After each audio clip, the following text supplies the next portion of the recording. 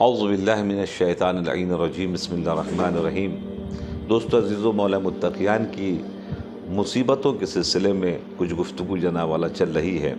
تو مصیبت میں سے 27 نمبر خطبہ ہے جس میں مولا متقیان مخاطب ہوتے کہ ہیں اے مرد نما نامرد۔ ذرا سوچیے یہ لفظ کتنا دکھ والا ہے، کتنی تکلیف والا ہے کہ جو مولا متقیان بیان کر رہے ہیں کہ دوستو کس انداز سے میرے مولا متقیان کا ساتھ دیا لوگوں نے۔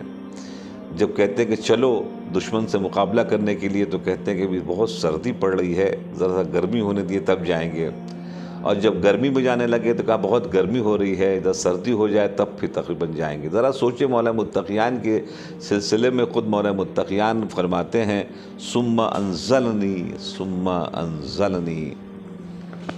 کہتے ہیں کہ حتی یقال معاویہ و علی، اتنا گرایا علی کو کہ لوگ معاویہ کے مقابل میں علی کو لے کر آنے لگے۔ یہ کتنی بڑی ظلم کی بات ہے۔ کہاں علی پیدا ہوئے، کہاں کن کی پرورش کہاں ہوئی، جنہوں نے قرآن مجید کی تلاوت کی، معاویہ اس کے مقابل میں کہاں پیدا ہوا، اس کے ساتھ کیا ہوا، اس نے کیا کیا اسلام کے خاطر رسول اللہ کے لیے، اور کتنے بڑے بڑے مصیبت جناب قائم کیے اس معاویہ نے۔ اور آج مسلمان علی کے مقابل میں لا کر معاویہ کو کھڑا کرتے ہیں اور معاویہ کے سلسلے سے گفتگو کرتے ہیں۔ یہ مولا متقیان کا خود ایک بہت بڑا درد ہے کہ جس میں خود مولا متقیان نے فرمایا کہ اتنا گرایا کہ مجھے معاویہ کے سامنے لا کر کھڑا کر دیا۔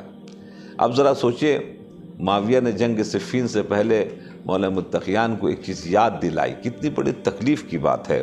یہ سب جو تکلیف، جو مصیبتیں جو گزری ہیں مولا متقیان کے ساتھ، ذہنی طور کے اوپر، جسمی طور کے اوپر، تو ایک مرتبہ معاویہ یاد دلاتا ہے، یاد ہے جب آپ کو 25 طرف سے باندھ دیا گیا تھا رسی میں گردن سے، تو اب تک تقریباً لوگ کہتے تھے کہ ایک رسی میں باندھا گیا، مولا متقیان کو لے کر آئے، تو معاویہ نے جو ہے جنگ صفین میں یاد دلانے گیا 25 طرف سے آپ کو رسی میں باندھ دیا گیا تھا۔ تو اس کا مطلب مولا متقیان نے اس کا جواب دیا، مجھے پتہ ہے تو مجھے رنج دینے کے لیے یہ باتیں مجھے یاد دلا رہا ہے، مگر ہاں میرے لیے اچھا یہ ہوا کہ تیرے اس کہنے کے سبب سے اب تاریخ میں چلا جائے گا کہ مجھے کس اعتبار سے رنج دیا گیا ہے۔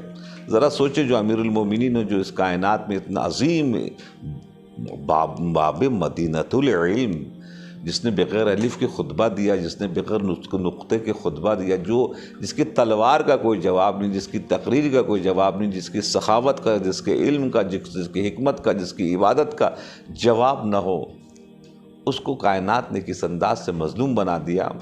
کہتے ہیں کہ اس 4 سال 4 مہینے کی جو حکومت ہے، اس حکومت میں بھی خاموشی سے بیٹھنے نہیں دیا، میرے مولا کو کام نہیں کرنے دیا۔ تو کبھی جنگ صفین برپا کر دی، تو کبھی جنگ جمل برپا کر دی، تو کبھی جنگ نہروان برپا کر دی، اور اس کے بعد اسلام کے اوپر حملہ ہوا، اسلام کے خلیفے کے اوپر حملہ ہوا، تو جانتے مسلمانوں نے کیا تمغہ دیا، آپ کو حکومت چلانا نہیں آتا۔ 1,10,000 لوگ مارے گئے صفین میں، اس کے بعد پھر تقریباً 60,000 مارے گئے جنگ جمل میں، اور اس کے بعد پھر جنگ نہروان میں مارے گئے اتنے لوگ۔ اگر آپ صحیح طور پر حکومت چلا سکتے تو ایسا نہیں ہوتا۔ ایک تو حکومت نہیں چلانے دیا، اوپر سے جو جنگ کرنے کے لیے آئے، جب وہ جنگ میں ہارے تو اس کا بھی تمغہ جناب مولا متقیان کے سروں کے اوپر تھوپ دیا گیا۔ یہ کتنی بڑی تکلیف کی بات ہے کہ مولا متقیان کی قبر بنانے کے بعد قبر کے نشان کو مٹانا پڑا۔ کس سے؟ یہودیوں سے نہیں، ہندوؤں سے نہیں، بدھسٹ سے نہیں، مسلمانوں سے۔ اللہ اکبر!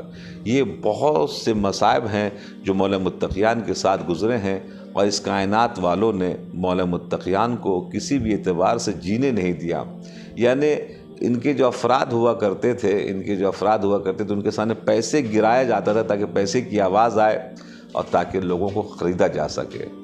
دسترخوان کے اوپر ایک سے ایک کھانا کھلایا جائے تاکہ لوگوں کو مولا متقیان کے خلاف جناب کھڑا کر کے خریدا جا سکے، اور اسی اعتبار سے خریدا لوگوں نے، اور خریدنے کے بعد تاریخ میں جو ثبت ہے مولا متقیان کے سلسلے سے، وہ بہت دکھ اور درد والا معاملہ ہے کہ جب ضربت لگی ہے 19 تاریخ کو، تو ایک مرتبہ مولا متقیان نے ایک جملہ کہا ہے، اس جملے کے اندر میں بہت بڑا درد ہے۔